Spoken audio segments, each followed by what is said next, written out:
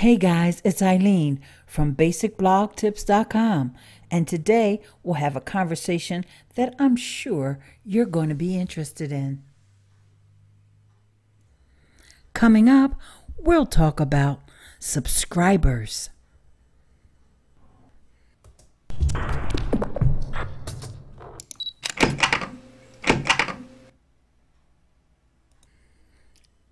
Yeah, subscribers, that's a great topic, isn't it?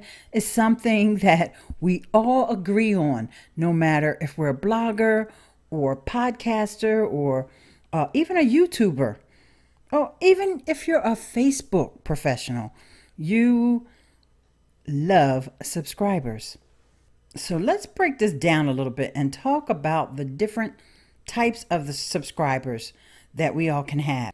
First up on the list is RSS subscribers. Now, these are your most common subscribers. Then next you have newsletter subscribers. And I'll say they're the most highly regarded type of subscribers. Then podcast subscribers, and I'll give them the title of most targeted subscribers. The YouTube subscribers, for me, those are the most difficult to reach subscribers. Then Facebook, well, that's the most untapped area when it comes to subscriptions, because the whole concept of Facebook subscribers is fairly new. Then there's the hybrid. And hey, for me, this is the most desired, and we'll get into exactly what I mean by hybrid a little bit later. And hey, what else you got? Is there any more types of subscribers than the ones I just mentioned? You guys let me know later on. But right now we're going to start with our RSS subscribers. Now, typically these are very savvy people. They like to organize the content they consume in feed readers. And of course, the most common one is Google Reader. And they know where to subscribe to your blog. They know how to find that little feed icon on your website or whatever. I know some people don't like to have RSS subscribers, but most of the devout RSS subscribers know how to subscribe to your blog, whether you have that little feed icon showing or not. They have extensions for Chrome, Firefox, or whatever. And if they really want your content, I would say don't stop them because you don't want them to subscribe via RSS. Let them have it.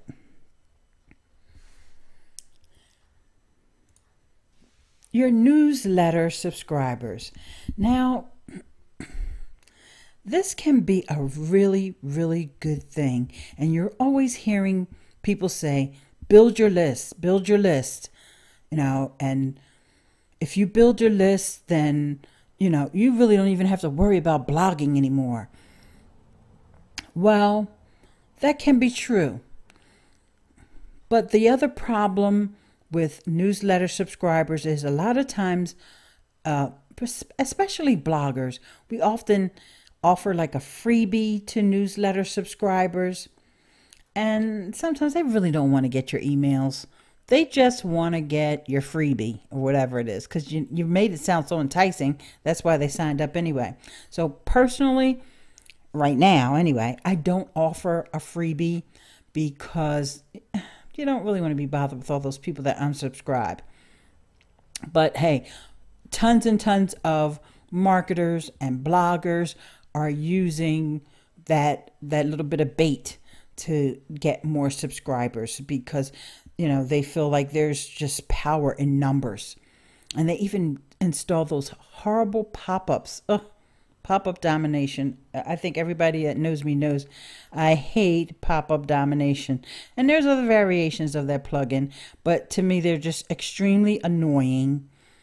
But in the end, if you have content that people want to hear more from you, like for example myself, I like to offer exclusive content to the people that subscribe to my newsletter. So if they're really interested to hearing what I have to say and they subscribe, I will always make sure that I provide value for them. So, but the trick is to get them to listen to whatever it is you have to say. Now we come to our first set of hybrid subscribers. And that's a person who subscribes to your RSS feed and your newsletter. That's what I call a hybrid. And one more thing I want to say about the hybrid subscriber. A lot of times people use email services like Aweber or Constant Contact or Benchmark email. And they actually, the only thing they send out to their subscribers is their RSS feed, instead of just letting them get the FeedBurner subscription, which is free. And they can get the FeedBurner subscription via email as well. But to me, I would prefer to have the newsletter with different content, maybe announcements, news, things like that. That's what goes in a newsletter, the way I look at it. I wouldn't want to subscribe to someone's Aweber list just to get their blog posts, because I can just go to their blog, or I can follow them on Twitter and get those feeds that way. But some people do it that way. But I think it's great to make the distinction between an RSS subscriber and a newsletter subscriber. And I like to keep them separate. Maybe you'll do it that way as well. Okay, now that we chat a little bit about the hybrid, let's move on to our next type of subscriber. And this is the one that you guys will probably really want to hear about. And that's the podcast subscribers. Hey, it's your most captive audience. You have the headphones on, you got your earbuds in, you're driving in your car, you're listening to your podcast. You have the undivided attention of your audience when you have a podcast. And you can really get inside people's heads that way. So I really like the podcast subscribers. And if you can start a podcast, if you want to start a podcast, let me know if you need help. I'll try to give you some assistance. But the podcast subscribers are a very coveted group. More hybrid subscribers. Okay, here we go. There's another combination of the RSS subscriber, the newsletter subscriber, and the podcast subscriber. If you get all three of those, you are like ding, ding, ding, ding, ding, ding, ding, ding. Okay, so we all like to have that. Let's move on to the next group of subscribers. And that will be your YouTube subscribers. Now, this is a great bunch of people that's really fun, but they are almost impossible to catch up with. And the reason I say that is because YouTube subscribers, it's a totally different animal. You can subscribe to someone's YouTube channel by email or by what they call a digest. And that digest is just an email that comes from YouTube that says, oh, here's all your YouTube subscriptions for the week. And most people don't even get that delivered to them. So when they do get it, they've got all these different YouTubers that they need to catch up on. It could be 20, 30, 40, depending upon how many people they subscribe to, in one email.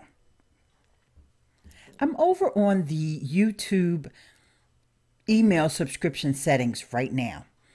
And I just want to read to you some of the settings that you can choose, or that your subscribers can choose, in order to get delivery of your notifications of your YouTube activity. And the first thing that comes up under your email settings, of course, they verify what email address should get the notifications.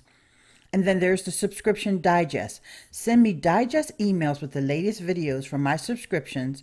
And then there's a box, a pull down menu. Once a day, once a week, or never. So there's not even an option for like maybe once a month. No, it has to be either every day, every week, or never. And I want to bet that not too many people have that set for every day. Now, the other things that you can get notified about are when someone subscribes to my channel, leaves a comment on my channel, leaves a comment or response on one of my videos. And we talked about video responses, and I've left video responses for a couple of people and they haven't accepted or rejected them, which makes me think they're not even getting these notifications. If I receive a private message or a shared video, or if there's a YouTube live event. And then there's also the option, do not send me any emails. You can also get YouTube's newsletter, weekly, monthly notices about movies. I have all this checked off. I never get any of this stuff from YouTube. They have not sent me any kind of newsletter. I don't know, maybe in a year or two. So I don't know if they stopped doing that, but the options are there.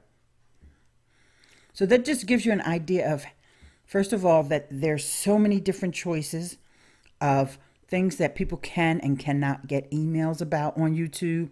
And the fact that this is pretty much hidden. If you go into your account settings, this is where you actually find this. You have 5 options: an overview of your account, sharing, privacy, email, and playback. So you kind of really have to know where you're going in order to navigate, even to get over to these account settings. So that just makes it, like I said earlier, just makes it a little bit trickier to capture the attention of your YouTube subscribers. But if they subscribe to you by email, they will get a specific email every time you upload a video. A lot of people don't realize that option even exists. I subscribe to certain channels that I really like, you know, if my girl Lisa Irby puts out a video, I want to know right away. If my friend James Pruitt records a video, I want to know right away. Okay, so I subscribe to their channels by email. But most of your subscribers may not be doing it that way. So with all the hundreds of thousands and millions and billions of videos that are on YouTube, it's really hard to keep up with your YouTube subscribers. Don't get me wrong, they're great. They're great to have. It's a good way to get yourself noticed on the YouTube search engine, but they're just a little bit more tricky. Well, let's move on to the last category, and that will be the Facebook subscribers. Now, Facebook just introduced the subscription option probably within the last 6 months. And it came out of the result that people had a cap on how many friends they could have. I think the maximum number of friends you can have is 5,000. So in order to accommodate all those people, just imagine all the celebrities and all the people that are social media savvy, and they're really big on Facebook, and marketers and so forth. They allow them to have subscriptions. So people can subscribe to you as an individual. They don't have to follow your business page, or maybe you don't even have a fan page. So the Facebook subscribers, I think the jury is still out on them, whether or not they're really as valuable. Of course, it does still allow people another way to follow you, but you really don't have a sense of how many of your posts they're seeing versus the people that are really your friends and how many they're seeing. So it's kind of a gray area there, but I still think that if you have that option turned on, it's good. Even in my case, I don't even have 5,000 friends. I'm nowhere near the cap, but people have started to subscribe to me already. But honestly, if you're one of those people, just send me a friend request. More than likely, I will go ahead because I'm nowhere near 5,000. So if you want to hit me, this is the time in the show where I need to ask you a favor. While you're on YouTube, go up to that subscribe button at the top of my channel. Subscribe, and when you see the option to subscribe by email, click that on as well. Well, thanks so much for joining me today. Once again, it's Ileane from basicblogtips.com. I'll talk to you soon. Peace.